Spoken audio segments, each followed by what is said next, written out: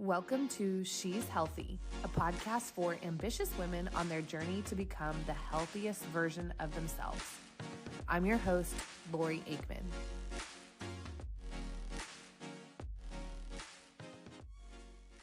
Today on the podcast, we have Kasey D'Amato.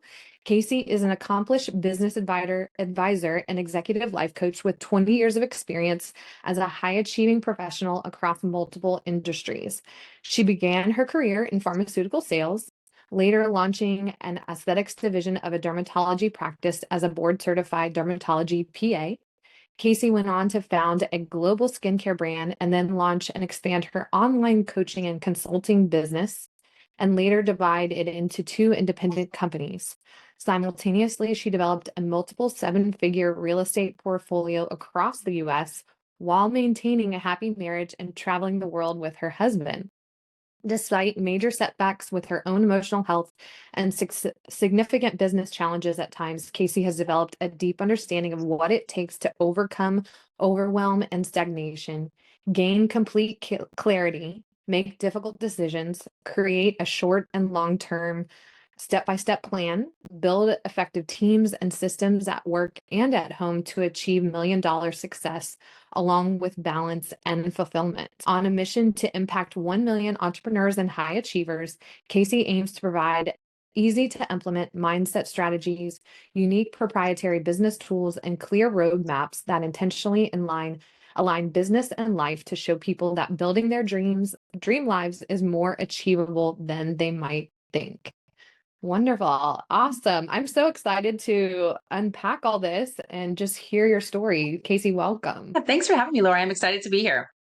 Yes. So, there's so much gold just in what we just read there. Just thinking of all you've achieved professionally while, as your bio said, maintaining a happy marriage, traveling the world, things like that. So maybe just kind of diving into like a little bit of where your story started and just that evolution along the way. Yeah, no, I'm happy to share. And there has definitely been an evolution, that's for sure, in different iterations. I think, the word pivot in my world, is underestimated because my pivots had been wide and big. So I started in wholesale pharmaceutical sales. I sold IV medications to hospitals back, gosh, this was in the late 1990s. And so that's where I started. Where I started to learn business a little bit. I started to learn sales and relationship building and how businesses, this was a startup company, brand new company. I was employee 6 and I, built a new territory from the ground up. And at this point, I was just out of college. I was, 21 years old and just trying to learn a little bit about business. And I decided that while I was fascinated by that process and definitely the startup culture was very intriguing to me, felt like I wanted to serve more, that it was my mission and passion to serve people in a different capacity than essentially being a professional drug dealer, which was what I was at that I time. love it. And so I went to PA school at USC in California, and I became a dermatology PA in Santa Monica, California, and landed, what I would consider a really dream job, a beautiful practice with fantastic mentors. And about 5 years into clinical practice, I had that itch again for entrepreneur, management, leader. I sort of wanted more. I felt like I had Yeah. mastered the skills, the clinical skills. I had developed a very strong patient following, lots of celebrity patients and high profile patients. But I was sort of had that feeling like a lot of us serial entrepreneurs get, like, what's next? And at that point, I approached the owner about becoming a manager and a part of the management team. And at this point, I started managing a team of 18 people, all doing different things in the business, some a little bit more on the business side, some more front facing with patients. I even oversaw like some research, things like that while I was seeing patients. So this was my second level of developing skill sets. So first it was learning sort of that sales and early startup culture. Then at this point in my career, I really started to advance that leadership and team building skill set. I was able to sort of practice and learn from some people that had a very successful long run with their business. So I'd gone from startup culture to now a much more established business, all sort of in this mid 7-figure range. So I was, really starting to understand this space. And I started my first coaching consulting business for medical professionals back then, in the late 2000s. And fast forward a couple years, another itch to take on a bigger venture, and I started a skincare company, raised capital. And we eventually partnered that after multiple different tests of different distributions. We partnered it with a company that had distribution overseas in Europe and South America. So we launched Ooh. there. Ultimately, we exited that business in 2020 at the beginning of the pandemic. It was a Mhm. little bit earlier and than we had originally expected. It was not the exit that we expected. So that was a Mhm. whole nother story where I really got humbled in my journey, my leadership, my entrepreneur journey. And I took some time and in a little bit of a sabbatical to kind of Mhm. decide what I wanted to do at that point. I retired from clinical care and decided that I wanted to get certified as a life coach. I got Mhm. certified with Tony Robbins as a life coach, and it's my mission and passion now to take all the different iterations of my journey from Yeah. sales to leadership to service providing to startup companies to growing companies, partnership deals to exits, all the things, and combine it with life coaching and deliver a service in a very concierge, holistic way to Mhm. people that want to grow a business or advance their life. And they want to do it in a way that is healthy for them mentally. They have this growth and itch, Yeah. like we all have as entrepreneurs, to what's next? What can we do more? But at the same time, we want to avoid that burnout, and there was a period of time I was practicing clinically, managing the clinical practice, launching the skincare. I had Mhm. one coaching company at that time, and I hit a wall. I was not sleeping for probably 4 years, more than 5 hours a night, and ended up in the doctor's office, with a racing heart rate, and my doctor saying, "You're going to have a heart attack. You're 36 years old, and you've been operating at this level for 4 years, and if something doesn't change, like you're gonna have a heart attack before you hit 40. It happens all the Mhm. time to people that have this level of stress." And so that really was the breaking point for me, that I decided something had to change. The pivots that were layering on top had to just, reset. I had to hit the reset button and decide what I wanted to do. And what I really want to do and pay forward is help people advance their life, advance their career, do it in a holistic way where you can do this. You can build your business, you can build your life, you can have fulfillment and quote unquote do it all without actually doing it all and killing yourself in the process. Yes. Oh my gosh. Yes. Yeah. Well, and I think that's what we all want, right? Or maybe we're chasing that freedom because then when we have that freedom, then we can have this life Yeah. that we really want, but we're sometimes burning out on the way to get there to Yes. freedom. That's right. That's right. Ah. Exactly. We're burning out on the way, and a lot of people are looking for that freedom, that light at the end of the tunnel, instead of applying things to their life right now along the journey Mhm.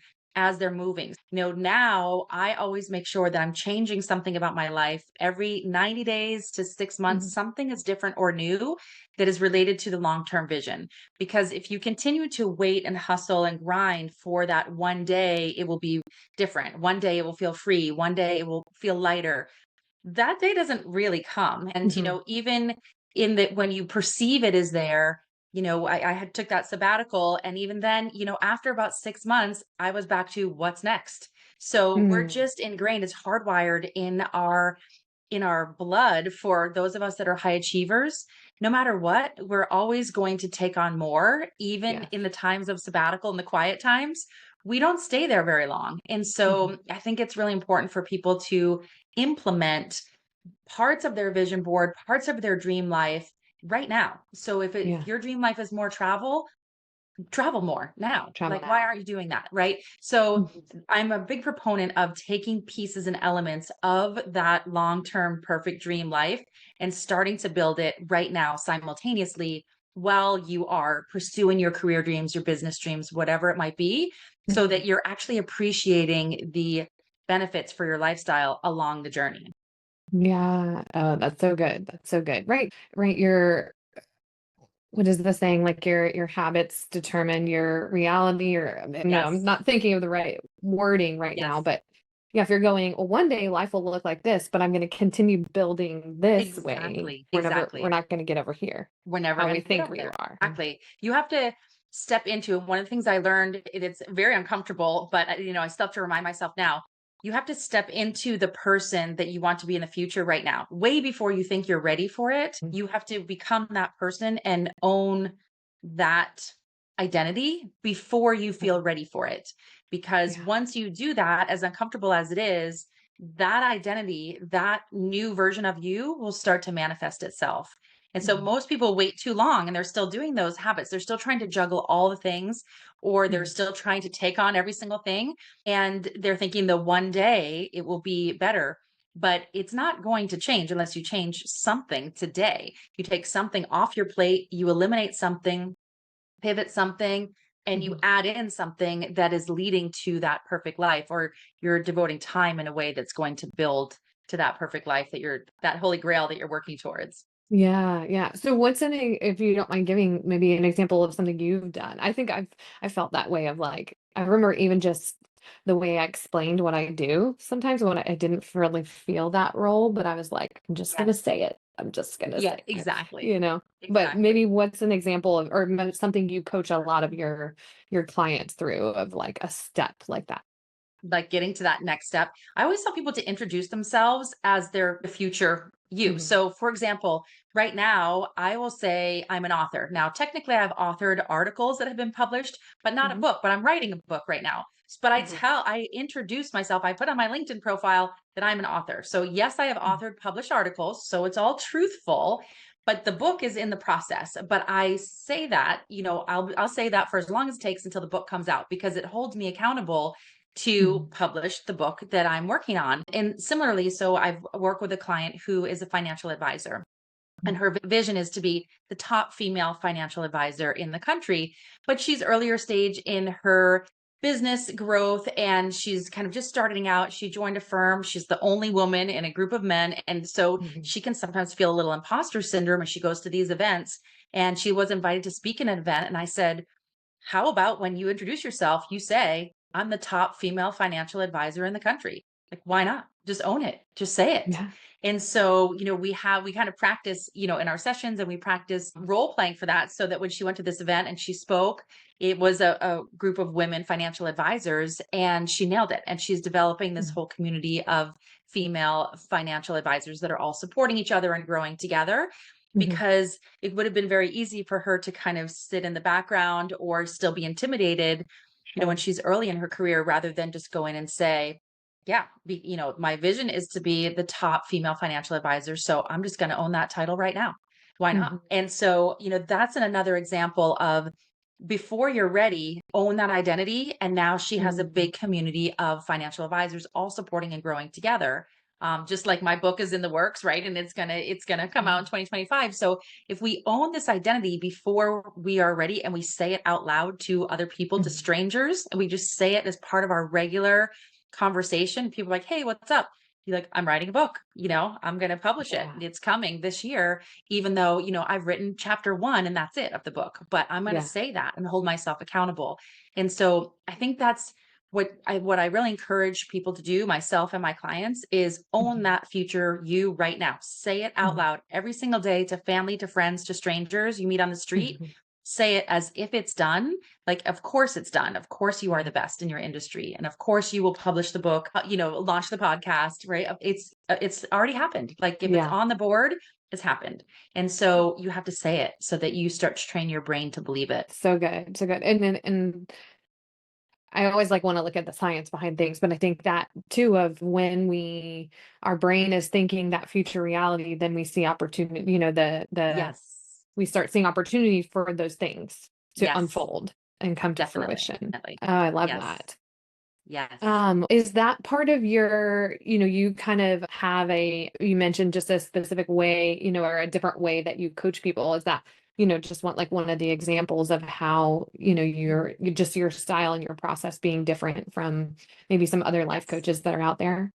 Yes. So, when I work with my clients, I work in a concierge fashion. I'm getting ready for a small group incubator program, but most of the time I work with people one on one, very Mhm. intimately. And we're looking holistic at how are we growing their business or their career path, as well as simultaneously growing their personal life. So we are Mhm. definitely focusing on identity. That is one of the very first things that we look at, is what is the identity that you resonate with now? And what is the identity that you want to resonate with in 5 or 10 years from now? And we're going to Yeah. start saying it. We're going to start saying that identity right now. So that's definitely one thing we look at.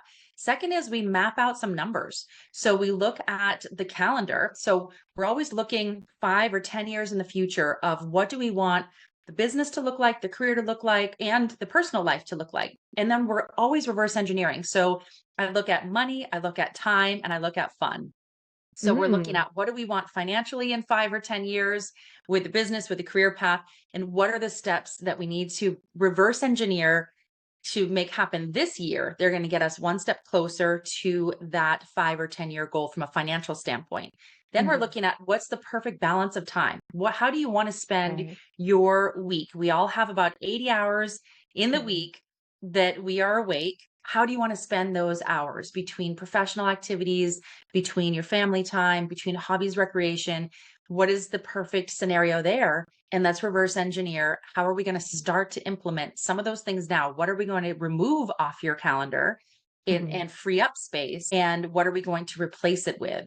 And Mhm. who are we going to need to hire, or who are we going to need to bring on as a team, whether it's at home or in the workplace, to help Mhm. support this time goal? And then the last is the fun. Are we having fun in this professional journey and our personal journey? And how do we align everything all together? So, very critical step, the way that I work with my clients is always starting with the end in mind. It is Mhm. always, what do we want long term? And where are we now? And how are we going to reverse engineer that, both the identity, we are the future us, like start to Yeah. own that now, and the financial, how do we manifest the money, manifest the time, and make sure that we're having fun and enjoying despite, for those of us in business know it's a fire drill every single day. And how are we seeing that as a privilege and not as a Mhm. problem? And that is Mhm. something that we're grateful for as business owners, and not something that we are resentful of as business Mhm. owners, and changing the complete perspective about the journey so that the whole process of the journey is what's fulfilling. And we're Yeah. not anymore waiting for that end goal. Even though we're talking about that to start, we're making the entire process be the joy, become the joy. Yeah. Yeah. Well, and if you're not enjoying the process, right? You're like, what are Yes. we doing? What are we doing? Right. I mean, Uh, most of the time, if people come to me, like something's a little bit broken, like either there's overwhelm mhm. or there's some just confusion or haziness on what the next step is. Maybe there's multiple Mm. options or multiple ideas, which is very common for those of us who are high achievers. And it's sort Yeah. of, what's the best choice? What is the best Mhm. next step? Could I do all of it? Is that realistic? And if so, how? Or is it, a better option to make some choices, and how to make those choices, and then how to start to execute on the path. And I think Mhm. that's, probably even more common. The overwhelm and the burnout is common, but I think even more Yeah. so, I have all these options, all these choices, Mhm. all these things going on. I need help Yeah. to compartmentalize, organize, execute, and succeed in these areas of life. Sure, sure. Yes, yes, yeah.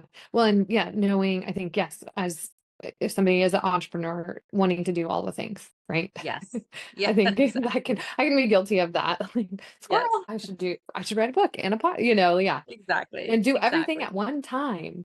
Yes, right. That's what we do because we're visionaries as business owners. And even though I Mhm. come from medicine, right, and we're service providers by Yeah. nature, we want to help people, many of us, and as entrepreneurs, but we have these visions and all these ideas. We're like, oh, I could do that and that and that, and then I want to do that business and launch that one. And Mhm. so, the one of the first things that I always recommend for people is to have an accountability partner, whether that Mhm. is a coach, whether that is someone you hire on your team, a virtual Mhm. assistant. Whenever I am starting a new venture, the first thing I do is I hire an assistant or somebody to support me and hold me Mhm. accountable, because Mhm. otherwise I'm going to squirrel too. And Yeah. so if we're trying to navigate things alone or in a vacuum where we're relatively alone, we're not really trusting our team enough to let them know what's going on or things like that, it's very easy to get distracted, to get overwhelmed, or to squirrel. And so, Sure. one of the biggest recommendations I always make for people who are high achievers is some level of accountability with someone who is going to help you stay organized and on point Mhm. for the number one thing that you want to accomplish. And the other ones might be in step two, it might be just phased out into different steps and different seasons. They don't have to go Mhm. away, but maybe they pause for a moment so that the first project can get to the next level, Mhm. stabilize it, and then you can then grow the other areas of interest. Sure, sure, yeah. And now, do you feel? I just was thinking, you have all this experience and this knowledge, wealth of knowledge now.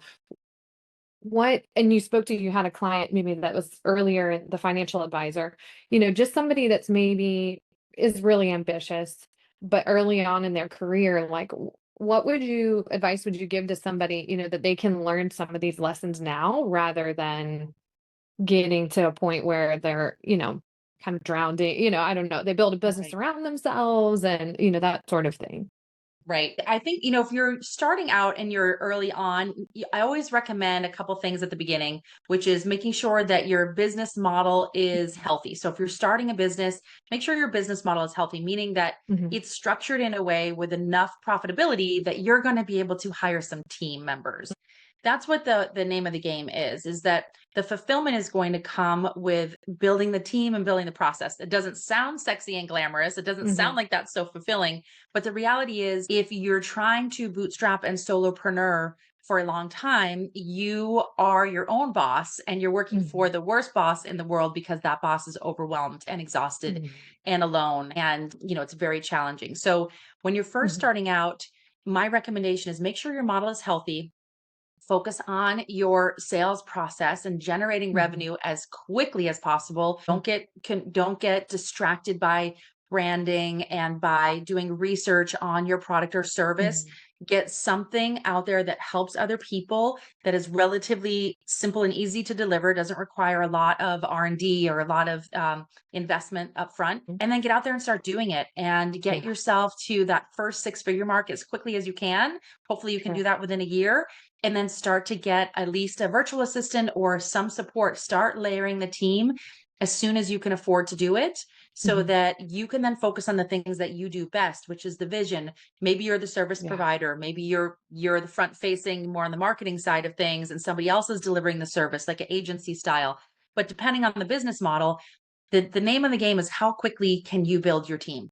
That Mhm, is what it's all about. It isn't mhm, about starting the business and staying a solopreneur forever.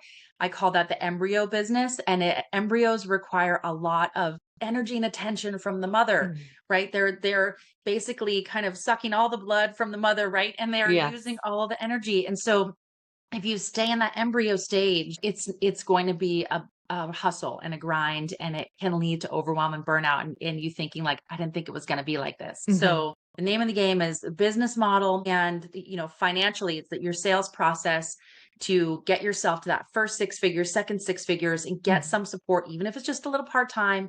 Get some help in there so that you can keep accelerating and building your team, and that's how people find the most success and the most fulfillment. Sure. Yeah, definitely, definitely.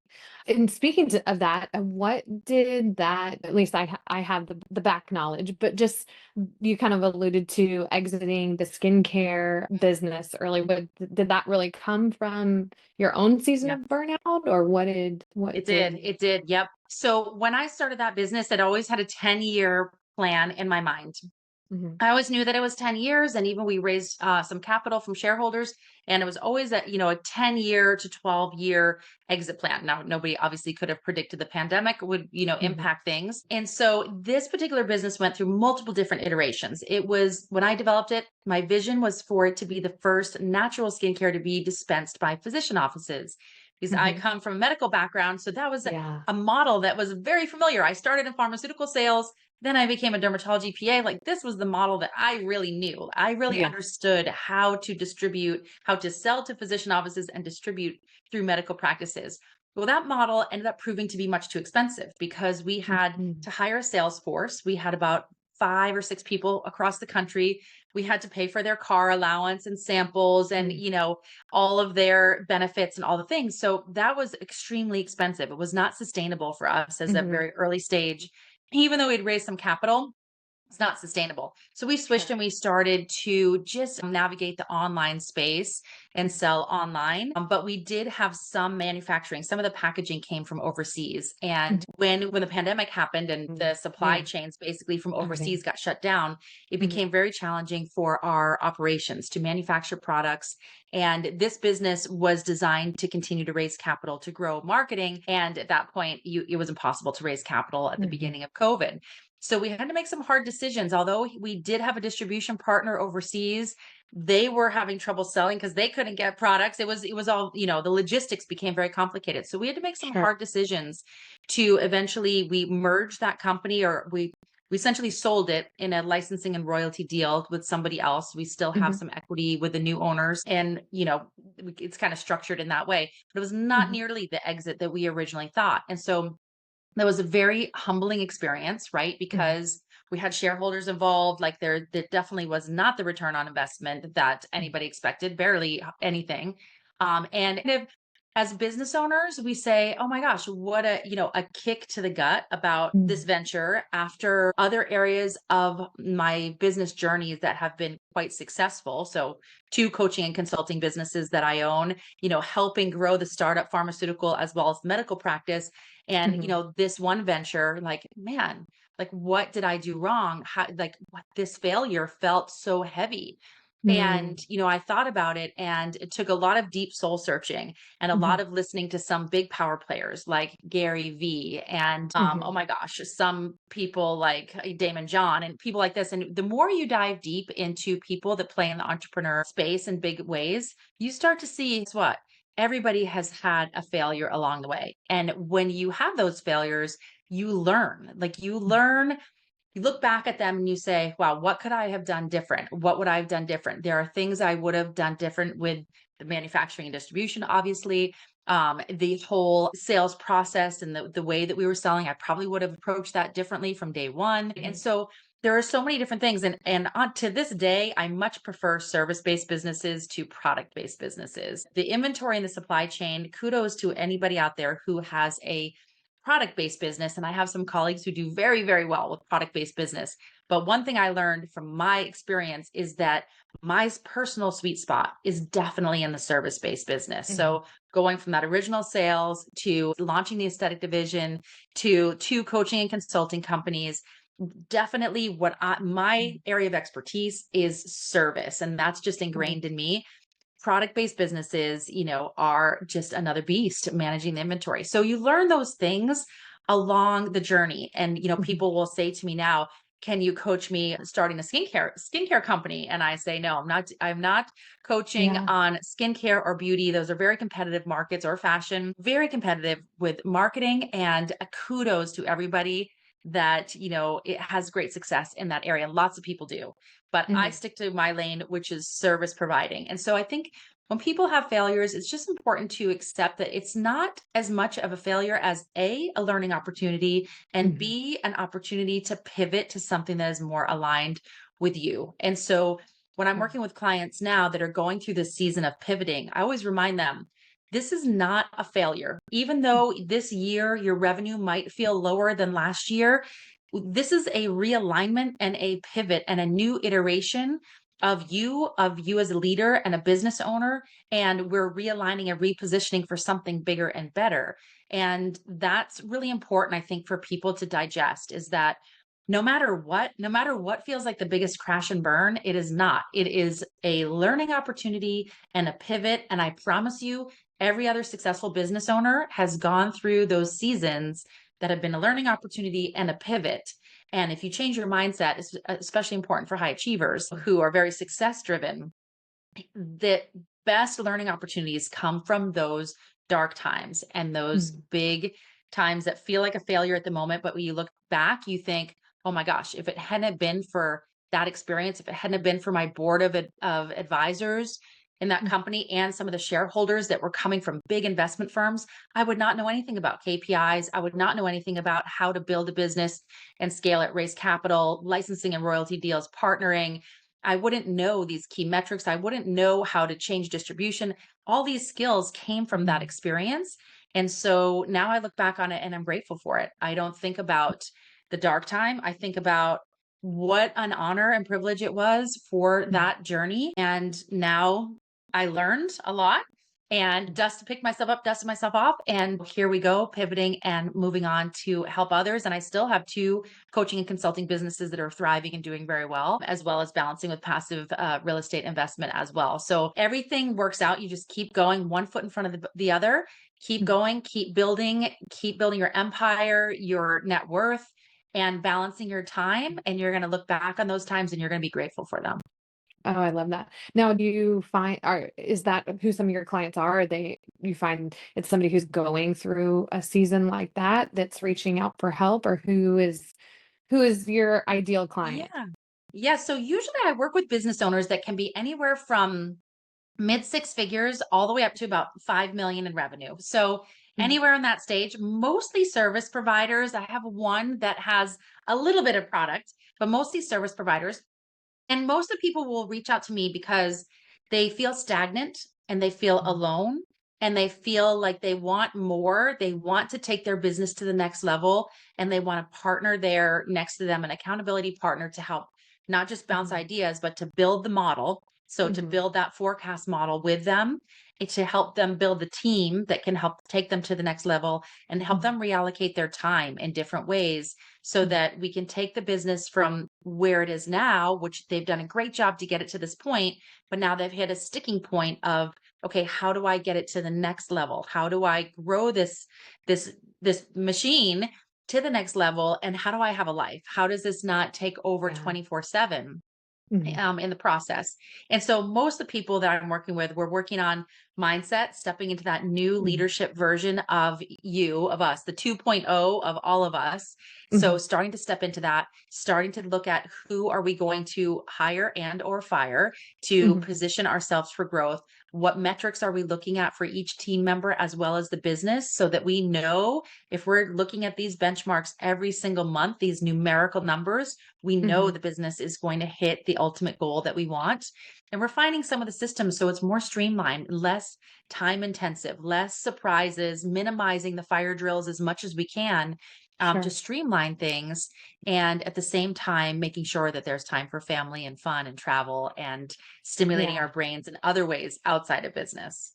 Yeah. Oh, I love that. I really love, as you explained, just a holistic approach. I mean, you're helping people Yes. with the business strategy, but also the life strategy at the same Yes. time, which I'm sure you probably get those. You can find those separate a lot, but Yes. not a lot of people that put that together. That's right. That's Do right. you find where, like, and maybe for you or maybe for your clients, where does like health, spirituality, self-care, that kind of, I mean, I think you probably spoke to that of spending time with your family, but do you feel Yes. that's an area people need support Yes, in? definitely. You know, some people they want to spend more time with their kids. Other people are single and they're Mhm. dating and they need time for the dating circuit. Mhm. And it depends. Other people, my generation, we're starting to have aging parents. So Mhm. it depends on what stage of life you're at, and there are Mhm. different priorities for you in your Mhm. personal life, for all of us at our personal life and our personal journey. So it's really critical to recognize that, to Mhm. recognize our personal relationships, to recognize our personal hobbies. Myself and my husband, we like to travel. I Mhm. encourage all of my clients to travel because when we travel, especially to places that are foreign and speak other languages, it stimulates our brain in very different ways Mhm. than I mean, traveling in the US is great and experiencing different cities.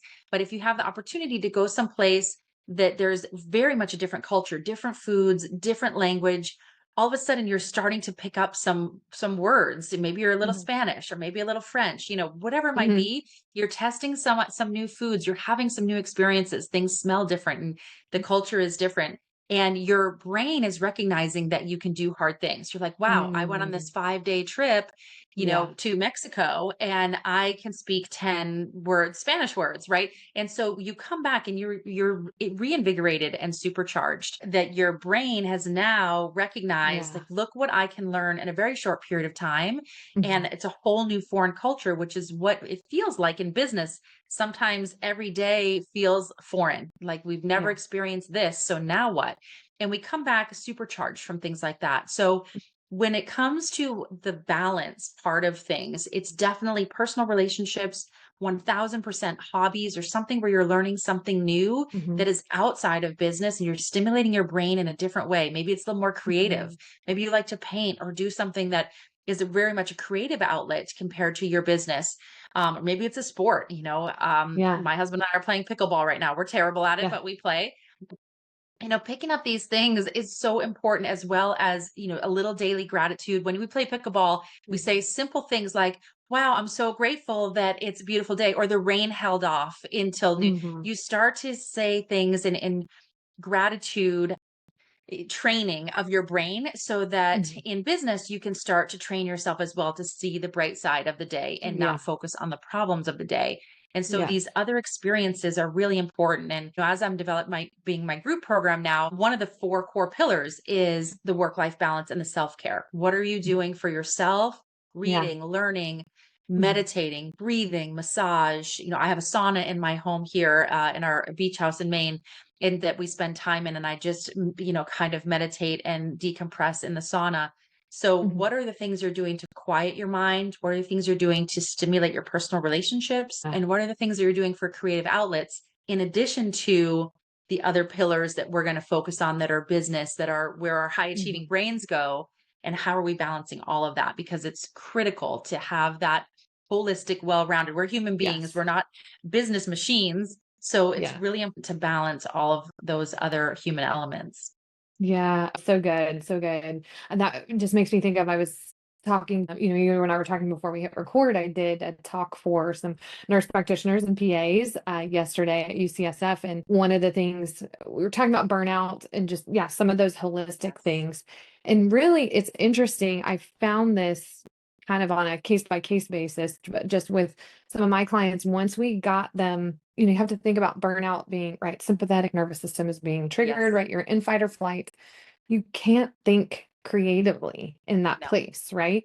You're cannot. only thinking, how do I survive this moment, right? And just Yes. how it's interesting to see a lot of my clients have pivoted or have just taken on a new venture once we like got their health to a better place Yes. because their body wasn't in fight or flight anymore and they Yes. like had the create, just because they weren't in survival mode, now they could think like, and Yes. it's interesting. I talked to another woman, she works with authors, and she was talking about that. She really encourages her people to get in that flow state, get out of fight or Yes. flight so that you Yes. can think creatively before you're sitting down to write. And I think Yes. I don't know, my background is ICU. So I think sometimes Oh, it's really easy to just be like, I've just got to go from fire to fire to fire to yes. fire rather than, well, let's move above that. Let's get out of Definitely. crisis mode so we can Yes. move to that next level. Yes. Uh, And it's a fight. We all have to remind ourselves, like you come from ICU, right? I come from, having a business, clinical care, like all these things at the same time. And we have to fight that natural instinct to put the fire out and go one to the next, because mhm, instinctually, especially those of us who are service providers by nature and we're helpers, instinctually we'll slip back into that. But it's so mhm, important, to your point, to rise above it and to center yourself and turn off that central nervous system and mhm, find that time to, turn off the screens, or, the thing, whatever you need to do to quiet your mind and get into that flow state and that creativity. Because no matter what type of leader you are, if you're a mhm, leader in a corporate environment or healthcare environment, or you're a business owner, if you can't get yourself into that energetic state, then you're really not good for anybody or for your business or for the entity that you work for. You're not sure, operating at your optimal level if you're in mhm, that fight or flight and you're just quote unquote surviving the day. And mhm, so, what we all strive for is that mental clarity, that even if it's a stressful environment, it's like, I'm calm and I got this. Like, this is a fire mm, drill, but like, I'm good. I'm calm. My heart rate is not going to elevate. I'm not going to panic. We're going to yeah, address this one step at a time. And you know what? On the other side of it, it's going to be all good. And we're going to continue to move on to the next thing. And I think that's really, to your point, so important for people to really identify it and accept for their own life. yeah, yeah. Oh, that's so good. That's so good. So you just to be mindful of time. So we kind of talked about who your ideal client is. So how would Yes. somebody go about, getting in contact with you if working with you is their next step, to really help Yeah. them either in their job or in their business? Yeah, definitely. So, I mean, my passion and what I do is, again, executive concierge coaching. Hmm. So, working people really hands on one, either in a Hmm. private setting or in a very small group setting, to accelerate their business, and in some cases, accelerate their career if they're in a very strong leadership position in their Hmm. career, and accelerate that while balancing their personal life.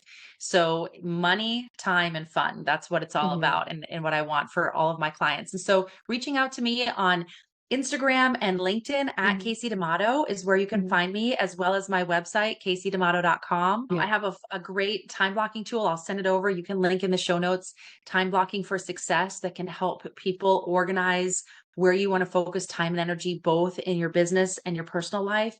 Figure Mhm. out who and how you need to hire some support or carve things off your plate, Yeah. because, continuing to just try and fit it all in is not always the answer. Sometimes we need to take Yes. things away. Yes. So good. So good. Well, this is awesome. I feel like we could just keep going and going and going. We didn't even talk about, all of your story, I feel like, but I mean, you're just such a wealth of knowledge and experience. So thank you for sharing today. And yeah, it's been awesome. Yeah, thanks for having me. It was my pleasure.